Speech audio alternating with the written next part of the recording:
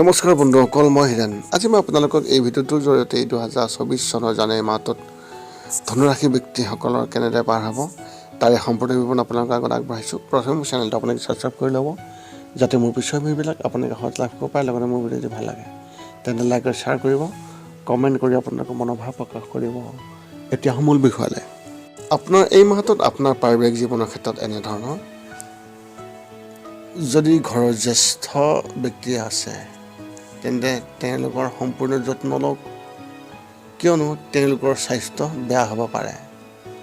যদি তেওঁলোকৰ ইতিমধ্যে গুৰুতৰ ৰোগ হৈ আছে তেন্তে চিকিৎসকৰ সৈতে যোগাযোগ ৰাখিব আৰু সময়ে সময়ে পৰীক্ষা কৰাৰ যত্ন কৰিব লাগিব।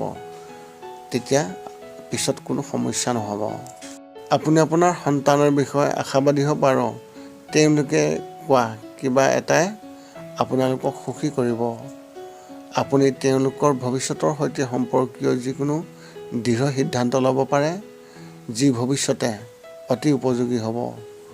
সমাজত আপোনাৰ বিষয়ে এক ইতিবাচক অনুভৱ হ'ব আৰু সন্মান বৃদ্ধি হ'ব। ব্যৱসায় আৰু চাকৰিৰ ক্ষেত্ৰত এনেধৰণৰ: এই মাহটো আৰ্থিকভাৱে উচ্চ নিম্ন হ'ব। যদি আপুনি অধিক টকা খৰচ কৰে, কাৰোবাৰ পৰাও টকা পাব। যদি আপুনি কাৰোবাৰ পৰা ঋণ বা টকা ধাৰ লৈছে তেন্তে ইয়াক ঘূৰাই দিব লাগিব। লগতে আপুনি আপোনাৰ যিকোনো আত্মীয় বা বন্ধুবৰ্গৰ পৰা আৰ্থিক সহায় লাভ কৰিব। আপুনি চাকৰিটোত কম আগ্ৰহ অনুভৱ কৰিব আৰু কাৰ্যালয়ৰ পৰা আপুনি পদত্যাগ কৰাৰ চিন্তা কৰিবলৈ আপুনি মনলৈ আনিব।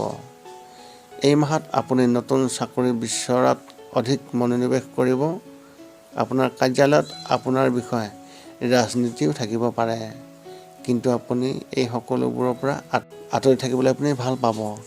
শিক্ষা আৰু কেৰিয়াৰ ক্ষেত্ৰত এনেধৰণৰ: মহাবিদ্যালয়ৰ প্ৰকল্পটোৱে অধিক মনোযোগ দিব আৰু আপুনিও ইয়াত আগ্ৰহ ল'ব। বন্ধুসকলেও সম্পূৰ্ণ সমৰ্থন পাব আৰু সময়ৰ আগতে ইয়াক সম্পূৰ্ণ কৰিব।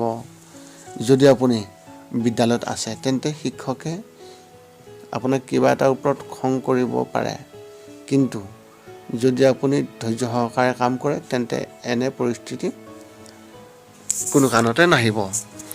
প্ৰতিযোগিতামূলক পৰীক্ষাত ভাল নম্বৰ পোৱাৰ ইংগিত আছে। যদি আপুনি কিছু সময়ৰ বাবে চৰকাৰী পৰীক্ষা প্ৰাপ্ত কৰাত সুখী নহয় তেন্তে এই মাহত আপুনি এনেজন ব্যক্তিৰ পৰা সঠিক নিৰ্দেশনা পাব, যি ভৱিষ্যতে যথেষ্ট সহায় কৰিব। প্ৰেমৰ ক্ষেত্ৰত এনেধৰণৰ: যদি আপুনি কাৰোবাৰ সৈতে প্ৰেমৰ সম্পৰ্কত আছে তেন্তে এই মাহত সাৱধান হওক। মাহটোৰ আৰম্ভণিতে কিছুমান বস্তু থাকিব যিবোৰ তেওঁলোক দুয়োজনে ভাল নাপাব। এনে পৰিস্থিতিত আপোনাৰ সঙ্গীৰ সৈতে এই বিষয়ে তৰ্ক হ'ব পাৰে আৰু যদি আপুনি সংযমৰ সৈতে কাম নকৰে তেন্তে বিষয়টো আৰু বৃদ্ধি পাব পাৰে। যদি আপুনি অবিবাহিত আৰু জীৱনসংগী বিচাৰি আছে তেন্তে আপুনি এই মাহত হতাশ হ'ব লাগিব পাৰে। যদিও আপোনাৰ কাৰোবাৰ ওপৰত হৃদয় থাকিব পাৰে, কিন্তু আনফালৰ পৰা কোনো উত্তৰ নাথাকিব, যাৰ বাবে হতাশ থাকিব। স্বাস্থ্যৰ ক্ষেত্ৰত এনেধৰণৰ: মাহটোৰ আৰম্ভণি অলপ অলস হ'ব। এই সময়ছোৱাত শৰীৰত অলসতা থাকিব আৰু আপুনি কোনো কাম কৰিবলৈ মন নকৰিব। মাহটোৰ মাজভাগত ঠাণ্ডাৰ সমস্যা হ'ব পাৰে, কিন্তু ইয়াৰ বিষয়ে আশংকিত নহ'ব। এইটো স্বাভাৱিক হ'ব আৰু ডাঙৰ কথা নহয়। যদি ঘৰত জ্যেষ্ঠ ব্যক্তি আছে তেন্তে মুখ্যতঃ তেওঁলোকৰ বিশেষভাৱে যত্ন ল'ব।